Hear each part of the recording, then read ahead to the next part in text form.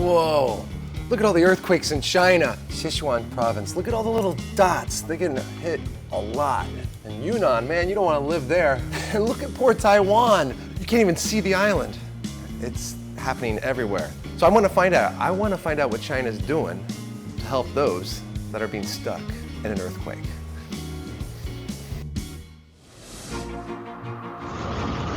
China is one of the nations plagued by serious natural disasters. Many different kinds of disasters are spread across a wide area and occurring frequently, causing heavy losses. The country has always faced the severe challenges of disaster prevention and reduction. In recent years, as the economy swiftly develops and the population increases in density, natural disasters pose a greater threat to society. During the first half of 2019 alone, over 31 million people across the country were affected by disasters. 336 people died, 23 went missing, and 828,000 were relocated, leading to direct economic losses of $10.778 billion US. Natural disasters have caused China heavy losses. So according to the World Bank, the estimate of losses every year due to natural disasters is $520 billion. And 24 million people go in poverty because of that. Since 1970 up to 2016, it has been estimated that the most affected region by natural disasters is the Asia-Pacific region. That's an entire country potentially that falls into poverty. So it's very important to have measures that relieve this kind of disaster. In the earthquake side, since the 20th century, the death toll in China is accounted for 53% of the world death toll. So this is quite a big number, and also cause heavy damage for the local industry and also local economic. So how to reduce the natural disaster damage and how to do the early warning is very important for Chinese government.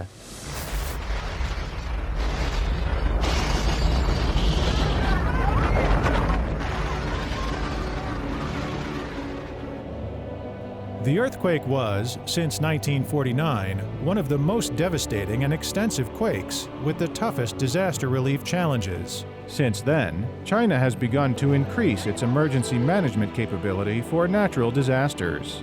The Chinese government begun to focus on intensifying natural disaster prevention and control. As it involves the interests of the state and the people, an efficient and scientific natural disaster prevention and control system must be built to enhance the society's natural disaster prevention and control capability. To protect lives and property and provide powerful support to national security, China's strength to concentrate resources to accomplish large undertakings shall be exploited. All the departments shall react swiftly in the face of disasters.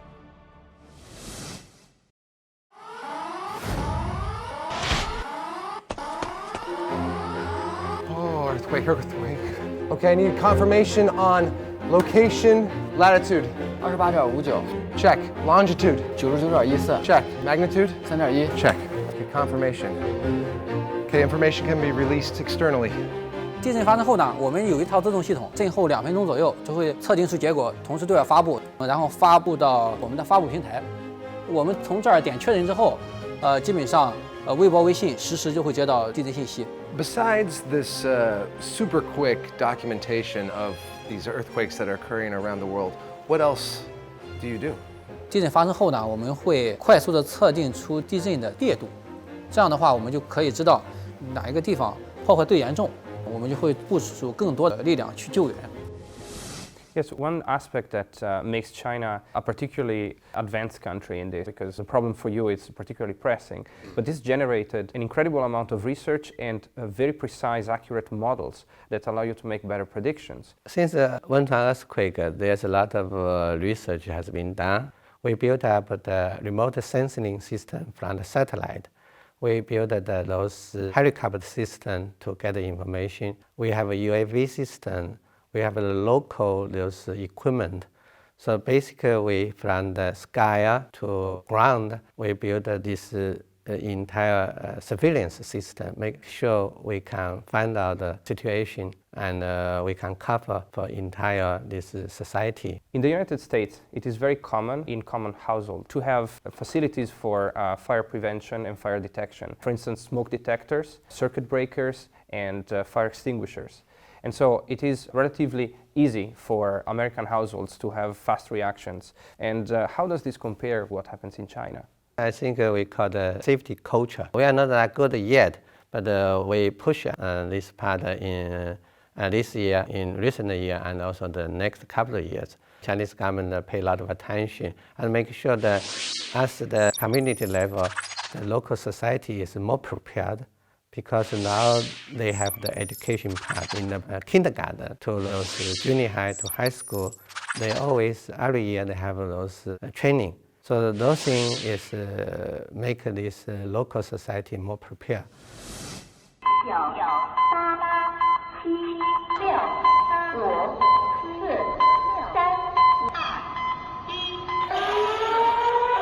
22时55分，宜宾市长宁县发生6.0级地震，震源深度16千米。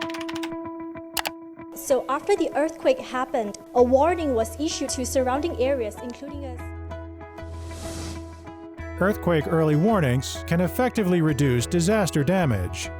A 3-second early warning can reduce casualties by 14%.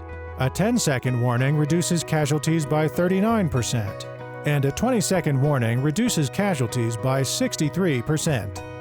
As China's technology develops, its earthquake early warning system has progressed considerably. Between 1 to 2 minutes after the earthquake, it's able to automatically issue warning results through Weibo, WeChat, and other new media platforms, reaching hundreds of millions of people in 1 minute. Although China's array exploration began over a decade later than the US, China Earthquake Network's center scale is now the largest in the world. Its array density is twice that of the US, and the exploration results' image resolution is thus twice as higher. Such technological developments increases China's early warning capability for natural disasters and effectively reduces losses. These achievements are attributed to China's strength to concentrate resources to accomplish large undertakings. In terms of disaster rescue and relief operations, China extensively coordinates and mobilizes different sectors, demonstrating its modern capacity and governance. Natural disasters are inevitable, but when they come, we are not helpless. We gotta be quick, fast on our feet, because emergency situation is a matter of life and death. Today, I'm gonna be trained in emergency evacuation procedures, you know, like in a flood or in a fire or an earthquake, right? Basically, I'm gonna learn how to save lives. All right, let's do it. All right, okay.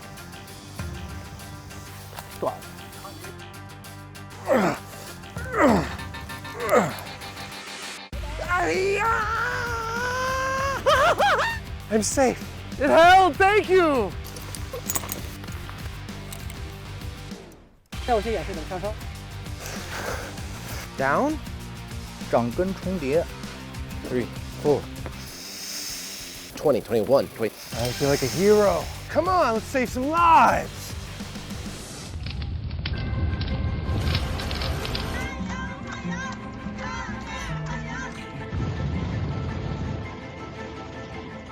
China's swift disaster rescue and relief operations are often praised by the people. Other than this, China has an outstanding record in post-disaster recovery and reconstruction. When disasters, including earthquakes, typhoons, and floods occur, the Chinese government's first emergency response is to organize departments, including power, water conservancy and supply, telecommunications, and disease control, to effectively seize control of events and minimize the impact of secondary disasters. All the departments would act with speed and efficiency to repair damaged roads and railways, restore power, water supply, communications, and other utilities, to safeguard people's everyday lives in the aftermath of disasters. In 2018, the Chinese government founded the Ministry of Emergency Management, which integrated civil administration, the Red Cross, and the National Comprehensive Fire and Rescue Team. making emergency management and the handling of social crises more efficient and coordinated thanks to the 24-hour on-duty emergency response. The formation of 27 professional teams for mountain, water, and air rescue and earthquake relief work, and 7 professional teams for international rescue and relief operations has greatly enhanced the team's capabilities. China's multilateral rescue and relief mechanism is a fundamental guarantee for a powerful emergency rescue and relief capability. In the event of disasters, all departments will work together, effectively bringing together the state and society. China's emergency response capability has transformed from responding to individual disasters to all-round management of emergency response, and from simple emergency response to reduce disasters to combining disaster reduction with sustainable development. Most importantly, China fully considers its people's lives and safety as its top priority. Regardless of the contingency, where danger is involved, China will pool together all the resources to perform rescue and relief operations. I think this is definitely an aspect that other countries should look at as an example. The government was able to coordinate a sort of structure of help to relieve the situation of the people that were affected and survived the disaster. It was something that probably you can only do if you have a government that centralizes these kind of decisions and can definitely affect the way certain economic decisions are made locally. Yeah, actually amazing is in China, we have a big earthquake and also big flood, but we don't have a health disaster. And that is quite amazing in China because in a lot of countries after major nature disaster always have the major disease. And this is because during this response, they actually send what they call the team into the site and try the prevention side. So they do much more work for this part and make sure there's nothing happen, make sure everything is responsive very quickly. 给大家报平安，给大家报平安。现在救援机来了。 In terms of foreign rescue and relief operations, the Chinese government also shows its capability to accomplish large undertakings as it tackles crises. Since 2006, China has organized over a dozen evacuations of citizens abroad, involving over 60,000 Chinese nationals. It has also handled hundreds of cases of kidnapping of its citizens. The Chinese government has always been people-oriented and emphasized the importance of keeping the general national security and putting people's safety first. When the national security and its people's safety come under threat, it will not hesitate to react, thus earning it worldwide commendation. So we always think people is most important, and that not only for the local emergency response, but also for the international emergency response. So what I can say about the attitude that the government of China and the structure of power in China is that when this kind of disasters happen, the government has always showed the maximum possible effort in what they did. So all of the kind of research that you were discussing and all of the international collaborations that have been built are a testimony to the fact. And we're still doing this one, and we still need working together. And so basically strive over time and plan to always give the best possible solutions that could be done.